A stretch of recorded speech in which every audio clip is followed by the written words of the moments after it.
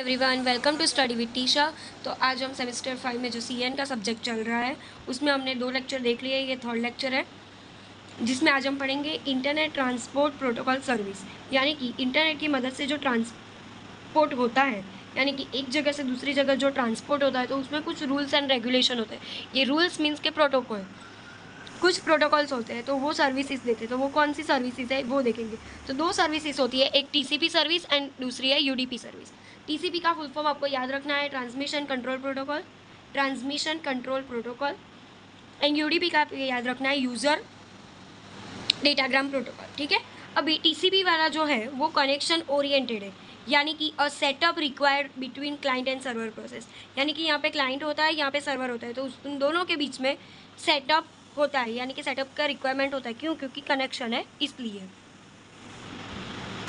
और यहाँ पे कनेक्शन लेस, यानी कि no connection before to process start to communicate, यानी कम्युनिकेशन स्टार्ट हो, ठीक है, तो उससे पहले कोई कनेक्शन की ज़रूरत नहीं पड़ती। बट कनेक्शन ओरिएंटेड में पहले से सब कुछ सेटअप करना पड़ता है कि ये यहाँ से यहाँ जाएगा, सेटअप की रिक्वायरमेंट यहाँ पे होती है। ठीक है, तो टीसीपी में आपको कनेक्शन ओरिएंटेड है और यूज़र डेटाग्राम प्रोटोकॉल में कनेक्शन लेस है। ठीक है, अभी आप इसको याद कैसे रखोगे, क्योंकि बहुत मतलब कन्फ्यूज़न होती है कि कनेक्शन किस में, कनेक्शन लेस किस में। तो याद रखना कि ट्रांसमिशन यानी कि ट्रांसफ़र कुछ चीज़ें करनी है, ट्रांसफ़र करना है कुछ, तो ट्रांसफ़र करने के लिए एक परफेक्ट लोकेशन, कुछ कनेक्शन चाहिए, तभी हम ट्रांसफ़र कर पाएंगे। तो ऐसे हम याद रख सकते हैं कि ट्रांसमिशन यानी कि कनेक्शन ओरिएंटेड, और यूज़र डेटाग्राम यानी कि हम कनेक्शन लेस है, यानी हमारी मर्जी, हमें जहाँ जाना हो वहाँ हम जाते हैं। ठीक है, यानी कि कनेक्शन लेस है हम लोग। ठीक है, यानी कि यूज़र डेटाग्राम प्रोटोकॉल। ठीक है, ये याद रखने की टेक्निक है। फिर टीसीपी और यहाँ पे यूडीपी लिख देते हैं। ओके, तो टीसीपी में क्या है कि reliable data transfer between sending end receiving process without error and proper order. क्यों? क्योंकि इसमें कनेक्शन दिया गया है, इसलिए रिलायबल डेटा है कि यहाँ से यहाँ पे तो जाएगा ही। ठीक है, सेंड यहाँ से हुआ है तो रिसीव यहाँ पे होगा ही विदाउट एनी एरर। यहाँ पे अनरिलायबल है, क्यों? क्योंकि ये कनेक्शन लेस है, उसका कुछ ज़रूरत नहीं है कि भाई कनेक्शन कहाँ होगा, ये उसको पता नहीं है, सो अनरिलायबल है। डेटा जा भी सकता है और नहीं भी जा सकता है। Congestion control to control sender when network overloaded. Congestion means के ट्रैफिक, यहाँ पे to control sender when network overloaded, यानी कि सेंडर ने यहाँ पे कनेक्शन पहले से है, कनेक्शन ओरिएंटेड है, इसलिए यहाँ से बहुत सारी चीज़ें जा रही है, ओवरलोड हो रहा है, तो सेंडर को रुकना पड़ेगा, सेंडर को कंट्रोल करना पड़ेगा कि भाई रुक, अभी इसमें जगह नहीं है। और यहाँ पे conjunction, it does not provide conjunction control. क्यों? क्योंकि ये तो अनरिलायबल है, कनेक्शन लेस है, उसको जहाँ पे जाना होगा वहाँ पे वो जाएगा। ऐसा परफेक्ट नहीं है कि हाँ यहीं पे से ही जाना पड़ेगा।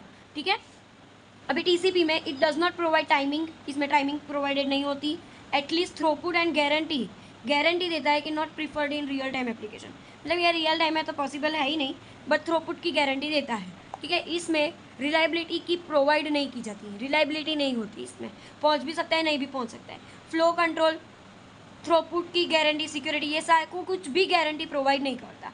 ठीक है, तो ये होता है टीसीपी और यूडीपी का डिफरेंसेस, ये आपको पूछते हैं एग्जाम में, सो उसको प्रिपेयर कर देना। अभी हम देखते हैं वेब एंड एचटीटीपी, ये आपको 150% पूछेंगे एग्जाम में, जब भी इसकी डेफिनेशन होगी, या फिर वाइवा में भी आपको ये पूछ सकते हैं कि वेब एचटीटीपी का फुल फॉर्म बताओ, वो क्या है क्या नहीं, ये सारी चीज़ें। तो पहले हम वेब की बात करते हैं।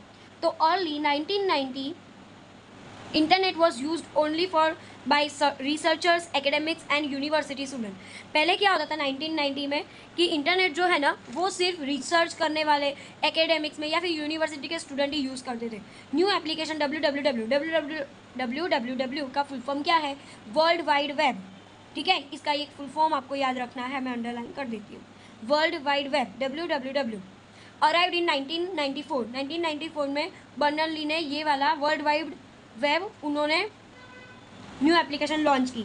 World wide web is an information where documents and other web resources are identified by URL, यानी कि इसमें क्या होता है, कोई भी डॉक्यूमेंट्स है www में, कोई भी डॉक्यूमेंट है वो किससे आइडेंटिफाई होंगे, तो के URL से, जो हम करते हैं ना www.google.com, youtube.com, तो ये सारे URL है, यूनिफॉर्म रिसोर्स लोकेटर।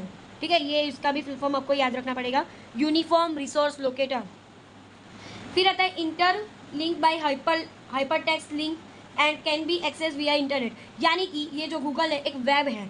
ठीक है, तो उसमें हम लोग कैसे आइडेंटिफाई करेंगे, तो URL से हाइपरलिंक्स जो होती है उससे और इंटरनेट से हम उसको कनेक्ट करेंगे, ठीक है। तो ये होता है www, वेब की इंफॉर्मेशन है, ठीक है। On demand available what they want it, मतलब आपकी जो भी डिमांड होगी वो वहाँ पे अवेलेबल होगी तो वो आपको देंगे। अनलाइक टीवी और रेडियो वैसे ही वेब है, ठीक है। नेविगेट थ्रू वेबसाइट, यानी नेविगेट हमको रास्ता कैसे बताएगा, वेबसाइट के थ्रू हमको इसमें रास्ता दिखाएगा कि आपको इधर से इधर जाना है, इधर से इधर जाना है, that's okay. Web page consist of objects, object can be, मतलब वेब पेजेस जो होते हैं ना, वेब पेजेस तो उसमें बहुत सारे ऑब्जेक्ट होते हैं। Object can be HTML file होती है, मतलब जब भी हम कोई वेबसाइट चालू करें तो सबसे जो पहला फॉर्म आता है वो होती है HTML फाइल आती है। फिर इमेजेस आपको जो दिखाई देते हैं वेबसाइट पे वो JPG के फॉर्म में होते हैं, जावा का एप्लेट होता है, ऑडियो फाइल, ये सारे ऑब्जेक्ट मिलके एक वेब पेज बनता है, ठीक है।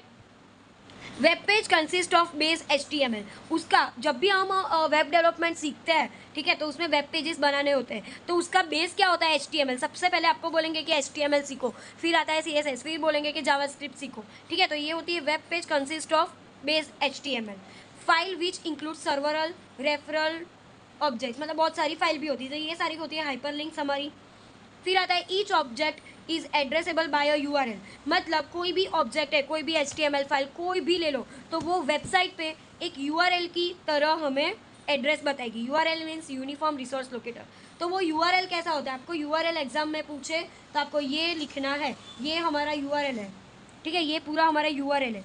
तो URL कैसा होगा, आपने देखा होगा HTTPS gem//www.businessinSlider.com, ठीक है। तो उसमें ये HTTP क्या है, एक प्रोटोकॉल है। प्रोटोकॉल यानी कि एक रूल्स है, हाइपर टेक्स्ट ट्रांसफ़र प्रोटोकॉल, यानी कि ये जो URL है वो कहीं पे तो जाएगा, यानी कि ट्रांसफ़र होगा, इसलिए उसको ये प्रोटोकॉल दिया गया है। एस, कोई भी ऐसी बहुत सारी वेबसाइट है जिस पे एस नहीं लगाया जाता, बट जिसमें एस लगाया गया हो तो आपको समझनी है कि ये जो URL है वो सिक्योर URL है, एस यानी सिक्योर। फिर आता है ये डोमेन www.business.com, ये होता है डोमेन, ठीक है। और उसके बाद स्लैश करके हाउ टू ऑर्गेनाइज टैब्स, या फिर मतलब उसका पाथ बता दे कि ये क्या है, ठीक है। ये सारी चीज़ें वेब पेज पे होती है, यानी कि ये URL है। तो आपको इतनी चीज़ें पता चल गई कि URL क्या है, HTTP प्रोटोकॉल है, वेब का क्या सिनारियो है, ठीक है। अभी हम देखते हैं HTTP, ये जो है ना HTTP, उसका हम अभी थोड़ा डिटेल में देखेंगे। तो हाइपर टेक्स्ट ट्रांसफ़र प्रोटोकॉल, ये एक एप्लीकेशन लेयर का एक प्रोटोकॉल है जिसमें हमने फर्स्ट चैप्टर में, जब मैंने TCP/IP आर्किटेक्चर पढ़ाया था तब उसमें बहुत सारे प्रोटोकॉल मैंने बोले थे, तो उसमें एक था HTTP जो ट्रांसफ़र प्रोटोकॉल के लिए यूज़ होता है। तो इसकी आपको ये जो है फुल फॉर्म ये आपको अच्छे से याद रखनी है, hypertext transfer protocol.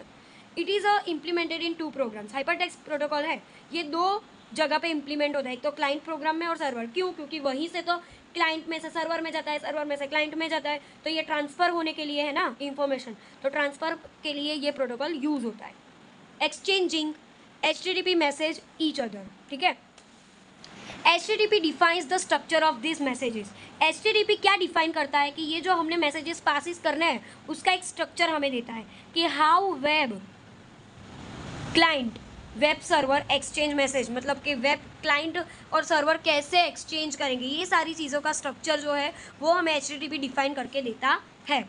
Hyper text transfer protocol, it is a application layer protocol, ये एक एप्लीकेशन लेयर है।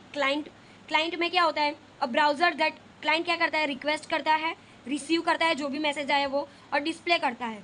तो ये सारा PC और मोबाइल। फिर सर्वर की बारी, तो सर्वर भी हमें पता है कि web server send using HTTP protocol का यूज़ करके जो भी रिक्वेस्ट आई है उसका रिस्पॉन्स देंगे, ठीक है। अपाचे और वेब सर्वर ये दोनों सर्वर के एग्जाम्पल है।